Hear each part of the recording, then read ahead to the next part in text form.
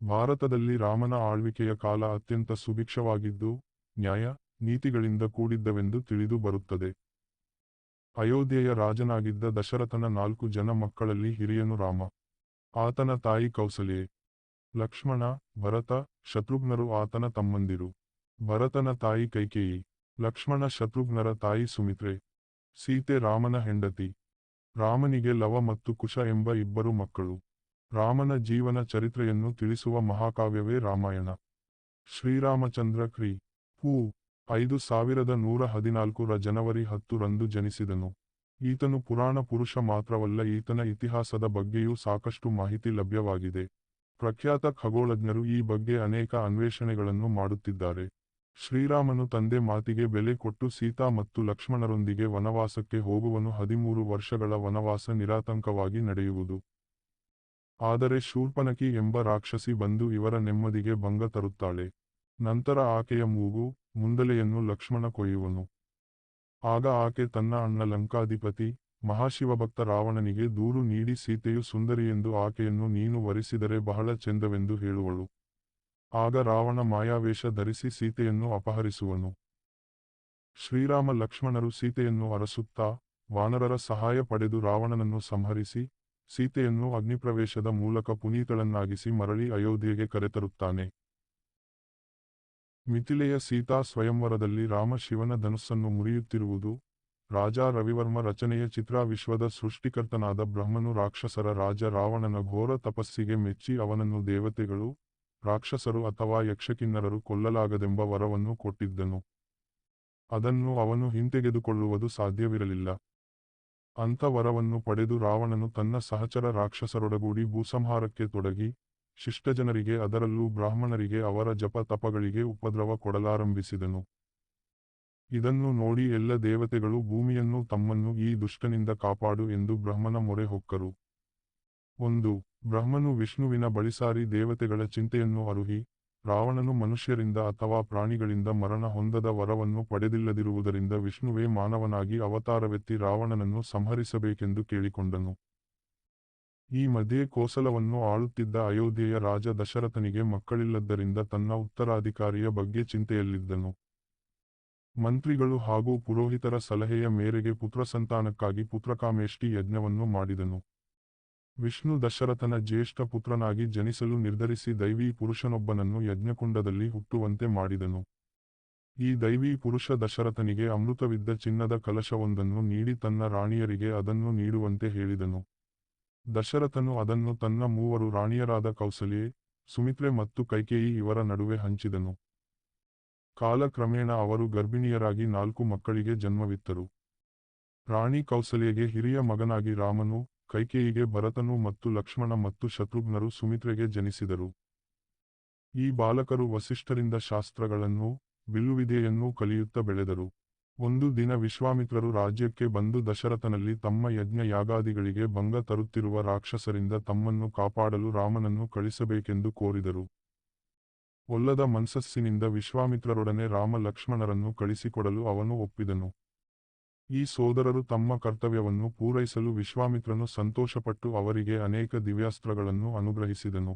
ಹಿಂತಿರುಗುವಾಗ ವಿಶ್ವಾಮಿತ್ರರೊಡನೆ ಪ್ರಯಾಣದ ಕೊನೆಯಲ್ಲಿ ರಾಮನು ಮಿಥಿಲಾ ರಾಜ್ಯಕ್ಕೆ ಬಂದನು. ಅಲ್ಲಿ ಜನಕ ಮಹಾರಾಜನು ತನ್ನ ಮಗಳು ಅಪ್ರತಿಮ ಸುಂದರಿ ಸೀತೆಯನ್ನು ತನ್ನ ಆಸ್ಥಾನದಲ್ಲಿದ್ದ ಶಿವನ ಬಹಳ ಬಲಿಷ್ಠವಾದ ಧನುಸ್ಸನ್ನು ಎದೆಯೇರಿಸಿದವನಿಗೆ ತನ್ನ ಮಗಳನ್ನು ಮದುವೆ ಮಾಡಿ ಕೊಡಲಿರುವ ಸ್ವಯಂವರವನ್ನು ನಡೆಸುತ್ತಿರುವುದನ್ನು ಅರಿತನು. ಅನೇಕ ವಿವಾಹೇಚ್ಛುಗಳು ಪ್ರಯತ್ನಿಸಿ ಸೋತಿದ್ದ ಈ ಕಾರ್ಯವನ್ನು ಸಾಧಿಸಲು ರಾಮನು ನಿಶ್ಚಯಿಸಿದನು. ಅವನು ಜನಕನ ಆಸ್ಥಾನಕ್ಕೆ ಬಂದಾಗ ಜನಕನು ಅವನ ಲಾವಣ್ಯಕ್ಕೆ ಮಾರು ಹೋದನು. 5000 ಜನರು ಆ ಬಿಲ್ಲನ್ನು 8 ಗಾಲಿಗಳ ರಥದಲ್ಲಿ ಆಸ್ಥಾನಕ್ಕೆ ಎಳೆದು ತಂದರು. ರಾಮನು ಬಹಳ ಸುಲಭವಾಗಿ ಅದನ್ನು ಮುರಿಯುವಷ್ಟು ಬಗ್ಗಿಸಿದನು. ಜನಕನು ಸಂತಸದಿಂದ ತನ್ನ ಲಾವಣ್ಯವತಿ ಮಗಳನ್ನು ರಾಮನಿಗೆ ಮದುವೆ ಮಾಡಿಕೊಟ್ಟನು. ಭವ್ಯವಾದ ಮದುವೆ ಸಮಾರಂಭದ ನಂತರ ನವಜೋಡಿಯು ಅಯೋಧ್ಯೆಗೆ ಪ್ರಯಾಣ ಬೆಳೆಸಿತು. ರಾಜ ದಶರಥನು ತನ್ನ ಹಿರಿಯ ಮಗ ಹಾಗೂ ಪದ್ಧತಿಯಂತೆ ಉತ್ತರಾಧಿಕಾರಿಯಾದ ರಾಮನನ್ನು ಯುವರಾಜನನ್ನಾಗಿ ಮಾಡಲು ನಿರ್ಧರಿಸಿದನು. ಅವನ ಪ್ರಜೆಗಳು ಈ ಘೋಷಣೆಯನ್ನು ಸಂತಸದಿಂದ ಸ್ವಾಗತಿಸಿದರು. ಇಡೀ ನಗರವು ಈ ಸಂಬಂಧದ ಉತ್ಸವವನ್ನು ವಿಜೃಂಭಣೆಯಿಂದ ಆಚರಿಸಲು ಸಿದ್ಧತೆಗಳಲ್ಲಿ ತೊಡಗಿತು. ದಶರಥನು ಈ ಆಚರಣೆಗಳ ಸಂಬಂಧ ಚರ್ಚಿಸಲು ತನ್ನ ಪತ್ನಿ ಕೈಕೇಯಿ ಇದ್ದಲ್ಲಿಗೆ ಹೋದನು. ಆದರೆ ದಾಸಿ ಮಂಥರೆಯಿಂದ ದುರ್ಬೋಧನೆಗೊಳಗಾಗಿ ಯುವರಾಜನಾಗುತ್ತಿರುವುದು ಪ್ರವಾಸದಲ್ಲಿರುವ ತನ್ನ ಮಗ ಭರತನಲ್ಲ, ಅದು ಕೌಸಲ್ಯೆಯ ಮಗ ರಾಮ ಎಂದು ಅಸೂಯೆಪಟ್ಟು ದುಃಖಿಸಿದಳು. ದಶರಥನು ಬಂದಾಗ ಅವಳು ಅಂತಃಪುರದಲ್ಲಿ ಕಣ್ಣೀರುಗರೆಯುತ್ತಿದ್ದಳು.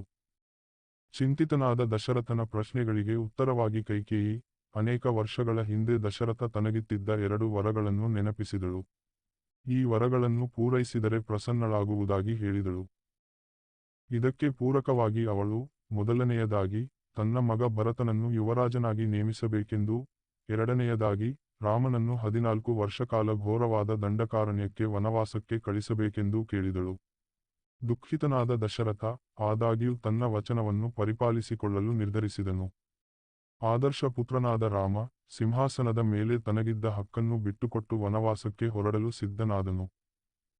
ಅವನ ನಿಷ್ಠಾವಂತ ಪತ್ನಿ ಸೀತೆ ಮತ್ತು ತಮ್ಮ ಲಕ್ಷ್ಮಣ ರಾಮನ ಜೊತೆ ಹೊರಡಲು ನಿರ್ಧರಿಸಿದರು. ದಶರಥ ದುಃಖದಲ್ಲಿದ್ದಂತೆ ರಾಮ ಅಯೋಧ್ಯೆಯ ಪರಿತಪ್ತ ಜನರಿಂದ ಹಿಂಬಾಲಿಸಲ್ಪಟ್ಟು ವನವಾಸಕ್ಕೆ ತೆರಳಿದನು. ಸ್ವಲ್ಪ ಕಾಲಾನಂತರ ದಶರಥ ದುಃಖದಿಂದ ಮರಣವನ್ನಪ್ಪಿದನು. ತಮ್ಮ ಹುಡುಕಾಟವನ್ನು ಮುಂದುವರೆಸಿ ರಾಮ ಲಕ್ಷ್ಮಣರು ಕಿಷ್ಕಿಂಧೆಯ ವಾನರ ರಾಜನಾದ ಸುಗ್ರೀವ ಹಾಗೂ ಹನುಮಂತನನ್ನು ಭೇಟಿಯಾಗುತ್ತಾರೆ. ಹನುಮಂತ ಸುಗ್ರೀವನ ಸೈನ್ಯಕ್ಕೆ ಸೇನಾಧಿಪತಿ. ಸೀತೆ ರಾವಣನ ರಥದಿಂದ ಎಸೆದ ಆಭರಣಗಳು ವಾನರರಿಗೆ ದೊರೆತಿರುತ್ತದೆ. ತನ್ನ ಅಣ್ಣ ವಾಲಿಯಿಂದ ಸಾಮ್ರಾಜ್ಯದಿಂದ ಹೊರಗಟ್ಟಲ್ಪಟ್ಟ ಸುಗ್ರೀವ ರಾಮನ ಸಹಾಯ ಪಡೆಯುತ್ತಾನೆ. ಪರಸ್ಪರ ಕಾಳಗದಲ್ಲಿ ರಾಮನ ಸಹಾಯ ಪಡೆದ ಸುಗ್ರೀವನಿಂದ ವಾಲಿ ಮಡಿಯುತ್ತಾನೆ. ಸಹಾಯ ಮಾಡಿದ ರಾಮನೊಂದಿಗೆ ಸುಗ್ರೀವ ತನ್ನ ಸೈನ್ಯವನ್ನು ಕೂಡಿ ಲಂಕೆಯೆಡೆಗೆ ಹೊರಡುತ್ತಾನೆ. ರಾಮ, ಸುಗ್ರೀವರು ಸೀತೆಯನ್ನು ಹುಡುಕಲು ತಮ್ಮ ವಾನರಸೇನೆಯನ್ನು ನಾನಾ ದಿಕ್ಕಿಗೆ ಕಳಿಸಿದರು. ಅವರು ರಾವಣನಿಂದ ಹತನಾದ ಜಟಾಯುವಿನ ಸೋದರ ಸಂಪಾತಿಯನ್ನು ಭೇಟಿಯಾಗುವವರೆಗೆ ಅವರ ಪ್ರಯತ್ನಗಳಿಗೆ ವಿಶೇಷ ಫಲ ದೊರೆಯಲಿಲ್ಲ. ಸಂಪಾತಿಯು ಅಂಗವೈಕಲ್ಯದಿಂದಾಗಿ ಹಾರಲು ಅಸಮರ್ಥನಾಗಿದ್ದನು. ಅವನು ಸೂರ್ಯನ ಅತಿ ಸಮೀಪಕ್ಕೆ ಹಾರಿದ್ದರಿಂದ ಅವನ ರೆಕ್ಕೆಗಳು ಸುಟ್ಟು ಹೋಗಿದ್ದವು. ಬಲಶಾಲಿಯಾದ ಜಟಾಯುವು ಅವನನ್ನು ಸಾವಿನಿಂದ ರಕ್ಷಿಸಿದ್ದನು. ಇಬ್ಬರಲ್ಲಿ ಜಟಾಯು ದೇಹಬಲದಿಂದ ಗಟ್ಟಿಗನಾದರೂ ಸಂಪಾತಿಗೆ ಕಣ್ಣಿನ ಹೆಚ್ಚಿನ ದೃಷ್ಟಿಯಿದ್ದು 100 ಯೋಜನಗಳಷ್ಟು ದೂರ ನೋಡಬಲ್ಲವನಾಗಿದ್ದನು. ರಾವಣನು ತನ್ನ ಸೋದರನನ್ನು ಕೊಂದದ್ದನ್ನು ಕೇಳಿ ಅವನು ವಾನರರಿಗೆ ಸಹಾಯ ಮಾಡಲು ಒಪ್ಪಿದನು. ಅನತಿಕಾಲದಲ್ಲೇ ಅವನು ಸೀತೆಯನ್ನು ದಕ್ಷಿಣ ದಿಕ್ಕಿನಲ್ಲಿರುವುದಾಗಿ ಪತ್ತೆ ಹಚ್ಚಿದನು. ಅವಳು ದಕ್ಷಿಣದಲ್ಲಿ ಸಮುದ್ರದಾಚೆಗಿನ ಲಂಕಾದ್ವೀಪದಲ್ಲಿನ ಅಶೋಕವನವೊಂದರಲ್ಲಿ ಸೆರೆಯಾಗಿರುವುದನ್ನು ನೋಡಿ ಹೇಳಿದನು. ಸುಗ್ರೀವನು ತನ್ನ ವಾನರ ಸೈನ್ಯವನ್ನು ಅಂಗದನ ನೇತೃತ್ವದಲ್ಲಿ ದಕ್ಷಿಣಕ್ಕೆ ಕಳಿಸಿದನು. ಹನುಮಂತನು ಅಂಗದನ ಸೇನಾಪತಿಯಾಗಿ ತೆರಳಿದನು. ಅವರು ದಕ್ಷಿಣದಲ್ಲಿ ಬಹುದೂರ ಹೋದ ಮೇಲೆ ತಮ್ಮ ಮತ್ತು ಲಂಕಾದ್ವೀಪದ ನಡುವೆ ಮಹಾಸಾಗರವನ್ನು ಕಂಡರು. ಆ ಸಮುದ್ರವನ್ನು ದಾಟುವ ಬಗೆ ಹೇಗೆಂದು ತಿಳಿಯದಾದರು. ತನ್ನ ಸೈನಿಕರಿಗೆ ಅಲ್ಲಿಯೇ ಇರಹೇಳಿ ಹನುಮಂತನು ತನ್ನ ದೇಹವನ್ನು ಹಿಗ್ಗಿಸಿ ಮಹಾರೂಪ ತಾಳಿ ಅಪಾರ ಜಲರಾಶಿಯನ್ನು ಜಿಗಿದು ದಾಟಿ ತ್ರಿಕೂಟ ಪರ್ವತದ ಮೇಲೆ ಇಳಿದು ಲಂಕಾಪಟ್ಟಣದತ್ತ ನೋಡಿದನು. ನಗರಕ್ಕೆ ಭಾರೀ ಪಹರೆ ಇದ್ದದ್ದರಿಂದ ಬೆಕ್ಕಿನ ರೂಪ ತಾಳಿ ನಗರವನ್ನು ನುಸುಳಿ ನಗರವನ್ನು ವೀಕ್ಷಿಸಿದನು. ರಾವಣನು ತನ್ನ ಅಂತಃಪುರದಲ್ಲಿ ಸುಂದರ ಸ್ತ್ರೀಯರಿಂದ ಸುತ್ತುವರಿಯಲ್ಪಟ್ಟಿದ್ದನು. ಆದರೆ ಅಲ್ಲಿ ಸೀತೆ ಇರಲಿಲ್ಲ. ತನ್ನ ಅನ್ವೇಷಣೆಯನ್ನು ಮುಂದುವರಿಸಿ ಕೊನೆಗೆ ಅಶೋಕವನದಲ್ಲಿ ಮರದ ಕೆಳಗೆ ರಾಕ್ಷಸಿಯರಿಂದ ಸುತ್ತುವರೆಯಲ್ಪಟ್ಟು ದುಃಖದಿಂದ ಕಳೆಗುಂದಿದ ಸೌಂದರ್ಯವುಳ್ಳ ಸೀತೆಯನ್ನು ನೋಡಿದನು. ಸಣ್ಣ ಕಪಿಯೊಂದರ ವೇಷ ತಾಳಿ ಹನುಮಂತನು ಮರದಿಂದ ಕೆಳಗೆ ಜಿಗಿದು ಅವಳಿಗೆ ರಾಮನ ಉಂಗುರವನ್ನು ಕೊಟ್ಟು ಅವಳಿಂದ ಒಂದು ಉಂಗುರವನ್ನು ತೆಗೆದುಕೊಂಡನು. ಅವಳನ್ನು ತನ್ನೊಡನೆ ಕೊಂಡೊಯ್ಯಲು ಸಿದ್ಧವಾಗಲು, ರಾಮನೇ ತನ್ನನ್ನು ರಕ್ಷಿಸಲು ಬರಬೇಕೆಂದು ಹೇಳಿ ತನ್ನನ್ನು ಹುಡುಕಿದ್ದಕ್ಕೆ ಸಾಕ್ಷಿಯಾಗಿ ಒಂದು ಬೆಲೆಯುಳ್ಳ ವಜ್ರವನ್ನು ರಾಮನಿಗೆ ಕೊಡುವುದಕ್ಕಾಗಿ ಹನುಮಂತನಿಗೆ ಕೊಟ್ಟಳು. ಅವರು ಮಾತನಾಡುತ್ತಿರುವಾಗ ಅಲ್ಲಿ ಬಂದ ರಾವಣನು ಅವಳ ಮನವೊಲಿಸಲು ವ್ಯರ್ಥ ಪ್ರಯತ್ನ ಮಾಡಿ ಅವಳು 12 ತಿಂಗಳಲ್ಲಿ ತನ್ನ ವಶವಾಗದಿದ್ದರೆ ತನ್ನ ಬೆಳಗಿನ ಉಪಾಹಾರಕ್ಕಾಗಿ ಅವಳ ಅಂಗಾಂಗಗಳನ್ನು ತುಂಡರಿಸುವುದಾಗಿ ಬೆದರಿಸಿದನು. ರಾವಣನ ಮಾತಿನಿಂದ ಸಿಟ್ಟಿಗೆದ್ದ ಹನುಮಂತನು ಮಾವಿನ ತೋಟವನ್ನು ಹಾಳು ಮಾಡಿದನು. ಅವನನ್ನು ರಾಕ್ಷಸರು ಬಂಧಿಸಿ ರಾವಣನ ಮುಂದೆ ಕೊಂಡೊಯ್ದರು. ಹನುಮಂತನು ತಾನು ರಾಮನ ದೂತನೆಂದು ಹೇಳಿ ಸೀತೆಯನ್ನು ರಾಮನಿಗೆ ಒಪ್ಪಿಸು, ಇಲ್ಲವೇ ರಾಮನ ಕ್ರೋಧಕ್ಕೆ ಬಲಿಯಾಗು ಎಂದು ಹೇಳಿದನು. ಅವನ ಮಾತುಗಳನ್ನು ಕೇಳಿ ಸಿಟ್ಟಿಗೆದ್ದ ರಾವಣನು ಅವನನ್ನು ಕೊಲ್ಲಲು ಆಜ್ಞೆ ಮಾಡಿದನು. ಆಗ ರಾವಣನ ನ್ಯಾಯಪರ ತಮ್ಮನಾದ ವಿಭೀಷಣನು ಮಧ್ಯ ಪ್ರವೇಶಿಸಿ ರಾವಣನಿಗೆ ಶಾಸ್ತ್ರಗಳಲ್ಲಿ ಹೇಳಿದ ಪ್ರಕಾರ ದೂತನನ್ನು ಕೊಲ್ಲುವುದು ಅನುಚಿತ ಎಂದು ಹೇಳಿ ಅವನ ಅಪರಾಧಕ್ಕೆ ತಕ್ಕ ಶಿಕ್ಷೆ ವಿಧಿಸಲು ಸಲಹೆ ಮಾಡಿದನು. ಇದಕ್ಕೆ ರಾವಣನು ಒಪ್ಪಿ ತನ್ನ ರಾಕ್ಷಸ ಸೇವಕರಿಗೆ ಹನುಮಂತನ ಬಾಲಕ್ಕೆ ಬೆಂಕಿ ಹಚ್ಚಲು ಆಜ್ಞೆ ಮಾಡಿದನು. ಬಾಲಕ್ಕೆ ಬೆಂಕಿ ಹತ್ತಿದ ನಂತರ ಹನುಮಂತನು ತನ್ನ ಶರೀರವನ್ನು ಸಣ್ಣದಾಗಿ ಮಾಡಿಕೊಂಡು ಕಟ್ಟುಗಳಿಂದ ಪಾರಾಗಿ ಮನೆಗಳ ಮೇಲೆಲ್ಲ ಜಿಗಿಯುತ್ತಾ ಹೋಗಿ ಲಂಕೆಯಲ್ಲೆಲ್ಲ ಬೆಂಕಿಯನ್ನು ಹರಡಿದನು. ಅವನು ರಾಮ, ಸುಗ್ರೀವರಿದ್ದಲ್ಲಿಗೆ ಮರಳಿ ಬಂದು ಸೀತೆಯು ಬಂಧನದಲ್ಲಿರುವುದನ್ನು ತಿಳಿಸಿ ಯುದ್ಧ ಸಿದ್ಧತೆಗೆ ತೊಡಗಿದನು. ಸಮುದ್ರಕ್ಕೆ ಸೇತುವೆಯನ್ನು ಕಟ್ಟದೆ ಹೋದರೆ ಹನುಮಂತನ ಹೊರತು ಬೇರಾರೂ ಅದನ್ನು ದಾಟಲಾರರು ಎಂದು ರಾಮನು ನಿರ್ಣಯಿಸಿದನು. ವ್ಯರ್ಥವಾಗಿ 3 ದಿನ ಕಾದರೂ ತನ್ನನ್ನು ಅಲಕ್ಷಿಸಿದ್ದಕ್ಕಾಗಿ ಸಿಟ್ಟಿಗೆದ್ದ ರಾಮನು ತನ್ನ ಬಾಣಗಳನ್ನು ಸಮುದ್ರಕ್ಕೆ ಗುರಿಯಿಡಲು ವರುಣನು ಪ್ರತ್ಯಕ್ಷವಾದನು. ಸಮುದ್ರದೇವತೆಯಾದ ಅವನು, ಸೇತುವೆಯನ್ನು ಕಟ್ಟುವುದಾದರೆ ನೆಲದ ಮೇಲೆ ಕಟ್ಟಿದಷ್ಟು ದೃಢವಾಗಿರುವಂತೆ ಸೇತುವೆಗೆ ಅಲೆಗಳು ಅನುಕೂಲವಾಗಿರುವಂತೆ ಏರ್ಪಡಿಸುವುದಾಗಿ ಮಾತು ಕೊಟ್ಟನು. ನಕ್ಷತ್ರ ಚಿಹ್ನೆ ರಾಮನು ಸೈನ್ಯದೊಂದಿಗೆ ಬರುವ ವಾರ್ತೆಯಿಂದ ಲಂಕೆಯಲ್ಲಿ ಭೀತಿಯ ವಾತಾವರಣ ಉಂಟಾಯಿತು. ರಾವಣನ ತಮ್ಮನಾದ ವಿಭೀಷಣನು ರಾಮನೊಂದಿಗೆ ಸಂಧಿ ಮಾಡಿಕೊಳ್ಳಲು ರಾವಣನಿಗೆ ಸಲಹೆಯಿತ್ತಾಗ ರಾವಣನು ಅತೀವ ಸಿಟ್ಟಿಗೆದ್ದದ್ದರಿಂದ ರಾಮನನ್ನು ಸೇರಿಕೊಂಡನು. ನಂತರ ನಡೆದ ಘನಘೋರ ಯುದ್ಧದಲ್ಲಿ ದೇವತೆಗಳೂ ಭಾಗವಹಿಸಿದರು. ವಿಷ್ಣು ಮತ್ತು ಇಂದ್ರ ರಾಮನ ಪಕ್ಷವನ್ನೂ ಅಸುರರು ರಾವಣನ ಪಕ್ಷವನ್ನೂ ವಹಿಸಿದರು. ಎರಡೂ ಪಕ್ಷಗಳಿಗೆ ಮಿಶ್ರಫಲಗಳೊಡನೆ ಯುದ್ಧ ಸ್ವಲ್ಪ ಕಾಲ ನಡೆದ ನಂತರ ರಾಮ ರಾವಣರ ನಡುವೆ ನೇರ ಹೋರಾಟದ ಮೂಲಕ ಯುದ್ಧದ ಫಲಿತಾಂಶವನ್ನು ಘೋಷಿಸುವುದೆಂದು ತೀರ್ಮಾನಿಸಲಾಯಿತು. ಈ ಕಾಳಗದ ತೀವ್ರತೆಯಿಂದ ದೇವತೆಗಳೂ ಭೀತರಾದರು. ರಾಮನ ಪ್ರತಿಯೊಂದು ಬಾಣವೂ ರಾವಣನ ಒಂದು ತಲೆ ಕತ್ತರಿಸಿದರೂ ಅದು ಮತ್ತೆ ಬೆಳೆಯುತ್ತಿತ್ತು. ಏನು ಮಾಡಬೇಕೆಂದು ತೋಚದೇ ಇದ್ದ ರಾಮನಿಗೆ ರಾವಣನ ದೇಹದತ್ತ ಗುರಿಯಿಡುವಂತೆ ವಿಭೀಷಣ ತಿಳಿಸಿಕೊಟ್ಟ. ಈ ಉಪಾಯ ಫಲಿಸಿ ರಾವಣ ಉರುಳಿ ಬಿದ್ದಂತೆ ಆಕಾಶದಿಂದ ಪುಷ್ಪಗಳು ರಾಮನ ಮೇಲೆ ಮಳೆಗರೆದವು. ಅವನ ಕಿವಿಗಳಲ್ಲಿ ದೈವೀ ಸಂಗೀತ ಅನುರಣಿಸಿತು. ರಾವಣನ ಪತ್ನಿ ಮಂಡೋದರಿಯ ವಿಲಾಪವನ್ನು ಕೇಳಿದ ರಾಮ ರಾವಣನಿಗೆ ಶಾಸ್ತ್ರೋಕ್ತ ಅಂತ್ಯ ಸಂಸ್ಕಾರವನ್ನು ಮಾಡಿ ಲಂಕೆಯನ್ನು ಪ್ರವೇಶಿಸಿದನು. ಸಂತೋಷದಿಂದ ಬೀಗುತ್ತಿದ್ದ ಸೀತೆ ರಾಮನ ಜೊತೆಗೂಡಿದಳು. ಆದರೆ ಅವಳ ಸಂತೋಷ ತಾತ್ಕಾಲಿಕವಾಗಿತ್ತು. ತಲೆ ತಗ್ಗಿಸಿ ಅವಳನ್ನು ಬರಮಾಡಿಕೊಂಡ ರಾಮ, ರಾವಣನ ಮನೆಯಲ್ಲಿ ಅವಳು ಇದ್ದುದರಿಂದ ತನ್ನ ಪತ್ನಿಯಾಗಲು ಅವಳು ತಕ್ಕವಳಾಗಿ ಉಳಿದಿಲ್ಲವೆಂದು ಹೇಳಿದ. ತನ್ನ ಪಾತಿವ್ರತ್ಯದ ಬಗ್ಗೆ ಅವನಿಗೆ ಭರವಸೆಯಿತ್ತಳು ಸೀತೆ. ಆದರೂ ರಾಮನ ಅನುಮಾನ ಮುಂದುವರೆದಿದ್ದರಿಂದ ಸೀತೆ ಆತ್ಮಹತ್ಯೆ ಮಾಡುವ ನಿರ್ಧಾರ ಮಾಡಿ ತನ್ನ ಚಿತೆಯನ್ನು ನಿರ್ಮಿಸಬೇಕೆಂದು ಹೇಳಿದಳು. ಎಲ್ಲ ಪ್ರೇಕ್ಷಕರ ಅಂತಃಕರಣವೂ ಸೀತೆಯ ಕಡೆಗಿದ್ದಿತು. ಸೀತೆ ಚಿತೆಯನ್ನೇರಿ ಕೆಲ ಕ್ಷಣಗಳಲ್ಲಿಯೇ ಅಗ್ನಿ ಆಕೆಯನ್ನು ತನ್ನ ಬಾಹುಗಳಲ್ಲಿ ಎತ್ತಿ ತಂದು ಬಿಟ್ಟನು. ಅಗ್ನಿಪರೀಕ್ಷೆಯಲ್ಲಿ ತನ್ನ ನಿರಪರಾಧವನ್ನು ತೋರಿಸಿದ ಸೀತೆಯನ್ನು ರಾಮ ಸ್ವಾಗತಿಸಿದನು. ರಾಮನ ನಡತೆಯನ್ನು ಸೀತೆ ಕ್ಷಮಿಸಿದಳು.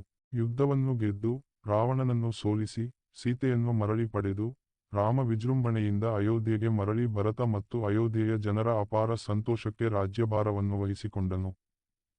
ಶ್ರೀರಾಮನ ಆಳ್ವಿಕೆಯಲ್ಲಿ ಅಯೋಧ್ಯೆಯಲ್ಲಿ ಸುಖ ಸಮೃದ್ಧಿಗಳು ನೆಲೆಸಿದ್ದವು. ಪ್ರಜೆಗಳು ಆನಂದದಿಂದಿದ್ದರು. ಆದರೆ ಈ ನೆಮ್ಮದಿ ಶಾಶ್ವತವಾಗಿ ಉಳಿಯಲಿಲ್ಲ. ರಾವಣನ ಸೆರೆಯಲ್ಲಿ ಬಹಳ ಕಾಲವಿದ್ದ ಸೀತೆಯ ಪಾವಿತ್ರ್ಯದ ಬಗೆಗೆ ಜನರು ಅನುಮಾನದಿಂದ ಮಾತಾಡತೊಡಗಿದರು. ಈ ವಿಷಯ ಗೂಢಚಾರರಿಂದ ರಾಮನಿಗೂ ತಿಳಿದು ಬಂದಿತು. ರಾಜ್ಯದಲ್ಲಿ ಉಂಟಾದ ಬರಗಾಲಕ್ಕೂ ಸೀತೆಯಿಂದಾಗಿರುವ ತಪ್ಪೇ ಕಾರಣವೆಂದು ಜನ ಗುಸುಗುಸು ಮಾತಾಡತೊಡಗಿದರು. ತನ್ನ ಪ್ರಜೆಗಳನ್ನು ಸಂತೋಷಡಿಸಲು ರಾಮ ಸೀತೆಯನ್ನು ತ್ಯಜಿಸಲು ನಿರ್ಧರಿಸಿದನು. ಸೀತೆಯು ವನವಾಸ ಕಾಲದಲ್ಲಿ ರಾಮನೊಡನೆ ಸಂತೋಷದಿಂದ ಕಾಲ ಕಳೆದ ಅರಣ್ಯಕ್ಕೆ ಮತ್ತೊಮ್ಮೆ ಹೋಗಬೇಕಾಯಿತು. ತುಂಬು ಗರ್ಭಿಣಿಯಾದ ಸೀತೆಯನ್ನು ವಿಹಾರದ ನೆಪ ಹೇಳಿ ರಾಮ ಲಕ್ಷ್ಮಣನೊಂದಿಗೆ ಅವಳನ್ನು ಕಾಡಿಗೆ ಕಳುಹಿಸಿ ಅವಳನ್ನು ಅಲ್ಲೇ ಬಿಟ್ಟು ಬರುವಂತೆ ತಿಳಿಸಿ ಪ್ರಜಾಪ್ರೇಮವನ್ನು ಮೆರೆಯುತ್ತಾನೆ. ಜನಾಪವಾದದಿಂದ ರಾಮ ತನ್ನನ್ನು ತ್ಯಜಿಸಿರುವನೆಂಬ ಸುದ್ದಿಯಿಂದ ಸೀತೆಯು ಖತಪ್ತಳಾಗಿ ಕಲ್ಲು ಕರಗುವಂತೆ ರೋದಿಸುತ್ತಾಳೆ. ನಂತರ ರಾಮನಿಂದ ಪರಿತ್ಯಕ್ತೆಯಾದ ಸೀತೆಗೆ ವಾಲ್ಮೀಕಿ ಮುನಿಯು ತನ್ನ ಆಶ್ರಮದಲ್ಲಿ ಆಶ್ರಯ ನೀಡಿದನು. ಸೀತೆ ವಾಲ್ಮೀಕಿ ಮುನಿಯ ಆಶ್ರಮದಲ್ಲಿ ಲವ ಮತ್ತು ಕುಶ ಎಂಬ ಅವಳಿ ಜವಳಿ ಗಂಡು ಮಕ್ಕಳಿಗೆ ಜನ್ಮ ನೀಡುತ್ತಾಳೆ. ಸೀತೆಯು ವಾಲ್ಮೀಕಿ ಮುನಿಯ ಸಹಾಯದಿಂದ ಮಕ್ಕಳನ್ನು ಬೆಳೆಸಿ ದೊಡ್ಡವರನ್ನಾಗಿ ಮಾಡುತ್ತಾಳೆ. ವಾಲ್ಮೀಕಿ ಲವಕುಶರಿಗೆ ಗುರುವಾಗಿ ಸಕಲ ವಿದ್ಯೆಗಳನ್ನು ಹೇಳಿಕೊಡುತ್ತಾನೆ. ಲವಕುಶರು ಬೆಳೆದು 8 ವರ್ಷದವರಾಗಿದ್ದರು, 20 ವರ್ಷದ ಯುವಕರಾಗಿದ್ದರು. ಅದೇ ಸಮಯದಲ್ಲಿ ರಾಮನನ್ನು ಒಂದು ಚಿಂತೆ ಕಾಡುತ್ತಿತ್ತು. ಬ್ರಾಹ್ಮಣನ ಮಗನಾಗಿದ್ದ ರಾವಣನನ್ನು ಕೊಂದಿರುವುದರಿಂದ ತನಗೆ ಬಂದಿರಬಹುದಾದ ಬ್ರಹ್ಮಹತ್ಯೆ ಎಂಬ ಪಾಪವನ್ನು ಕಳೆದುಕೊಳ್ಳಲು ನಿಶ್ಚಯಿಸಿದನು. ಅದಕ್ಕಾಗಿ ಅಶ್ವಮೇಧ ಯಾಗ ಮಾಡಬೇಕೆಂದು ನಿರ್ಧರಿಸಿದನು. ಈ ಯಾಗಕ್ಕೆ ತನ್ನ ದೇಶದ ಎಲ್ಲಾ ಪ್ರಜೆಗಳಿಗೂ ಋಷಿ ಮುನಿಗಳಿಗೂ ಆಹ್ವಾನವಿರುತ್ತದೆ. ವಾಲ್ಮೀಕಿ ಮುನಿಗಳು ಲವಕುಶರೊಡನೆ ಈ ಯಾಗಕ್ಕೆ ಹೋಗಿರುತ್ತಾರೆ. ಯಾಗದ ದಿನ ಲವಕುಶರಿಬ್ಬರು ರಾಮನ ಎದುರು ವಾಲ್ಮೀಕಿ ಋಷಿಗಳಿಂದ ರಾಮಾಯಣವನ್ನು ಹಾಡುತ್ತಾರೆ. ರಾಮನಿಗೆ ಆ ಗಾಯನದ ಮೂಲಕ ತನ್ನದೇ ಕಥೆಯನ್ನು ಕೇಳಿ ಸೋಜಿಗವಾಗುತ್ತದೆ. ವಾಲ್ಮೀಕಿಯಿಂದ ರಾಮನಿಗೆ ಲವ ಕುಶರು ತನ್ನ ಮಕ್ಕಳೆಂದು ತಿಳಿಯುತ್ತದೆ. ಸೀತೆಯು ವಾಲ್ಮೀಕಿ ಮುನಿಗಳ ಆಶ್ರಮದಲ್ಲಿರುವ ವಿಷಯ ತಿಳಿದು ಅವಳನ್ನು ತಾನಿರುವಲ್ಲಿಗೆ ಬರುವಂತೆ ಹೇಳಿ ಕಳಿಸುತ್ತಾನೆ. ವಾಲ್ಮೀಕಿ ಮುನಿಯು ಸೀತೆಯನ್ನು ಆಶ್ರಮದಿಂದ ಕರೆದುಕೊಂಡು ಬರುತ್ತಾನೆ. ಆಗ ರಾಮ ಸೀತೆಯು ಮತ್ತೊಂದು ಪರೀಕ್ಷೆಯ ಮೂಲಕ ತನ್ನ ಮೇಲಿರುವ ಕಳಂಕದಿಂದ ದೂರಾಗಬೇಕೆಂದು ಹೇಳುತ್ತಾನೆ. ರಾಮನ ಮಾತುಗಳನ್ನು ಕೇಳಿ ಸೀತೆಯನ್ನು ದುಃಖ ಆವರಿಸುತ್ತದೆ. ಆಗ ಸೀತೆಯು ತನ್ನ ತಾಯಿಯಾದ ಭೂದೇವಿಯಲ್ಲಿ ಹೀಗೆ ಕೇಳಿಕೊಳ್ಳುತ್ತಾಳೆ. ತಾನು ಪತಿವ್ರತೆಯೇ ಆಗಿದ್ದಲ್ಲಿ ಭೂಮಿ ಬಾಯಿ ಬಿರಿಯಲಿ, ನನ್ನನ್ನು ನಿನ್ನೊಂದಿಗೆ ಕರೆದುಕೊಂಡು ಹೋಗು ಎಂದು ಕೇಳಿಕೊಳ್ಳುತ್ತಾಳೆ. ಎಲ್ಲರೂ ನೋಡುತ್ತಿರುವಂತೆಯೇ ಭೂಮಿ ದೊಡ್ಡ ಸದ್ದಿನೊಂದಿಗೆ ಬಾಯಿ ಬಿಡುತ್ತದೆ. ಅಲ್ಲಿ ಸೀತೆಗಾಗಿ ಸಿಂಹಾಸನವೊಂದು ಪ್ರತ್ಯಕ್ಷವಾಗುತ್ತದೆ. ಸೀತೆಯ ತಾಯಿಯಾದ ಭೂದೇವಿಯು ತನ್ನ ಮಗಳನ್ನು ಅಪ್ಪಿಕೊಂಡು ಭೂಮಿ ಒಳಗೆ ಕರೆದುಕೊಂಡು ಹೋಗುತ್ತಿದ್ದಂತೆ ಭೂಮಿ ಮುಚ್ಚಿಕೊಳ್ಳುತ್ತದೆ. ಈ ದೃಶ್ಯವನ್ನು ಕಂಡು ರಾಮ ಸೀತೆಯನ್ನು ಅನುಮಾನಿಸಿದ್ದಕ್ಕಾಗಿ ಪಶ್ಚಾತ್ತಾಪ ಪಡುತ್ತಾನೆ. ಆಗ ಮುನಿಗಳು ರಾವಣನ ಸಂಹಾರದ ನಿಮಿತ್ತಕ್ಕಾಗಿ ಸೀತೆಯ ಅವತಾರವಾಗಿತ್ತು. ತನ್ನ ಕಾರ್ಯ ಮುಗಿದಿದ್ದರಿಂದ ಅವಳು ಹೋಗಿದ್ದಾಳೆ. ನೀನು ದುಃಖಿಸಬೇಡ ಎಂದು ರಾಮನನ್ನು ಸಮಾಧಾನಿಸುತ್ತಾರೆ.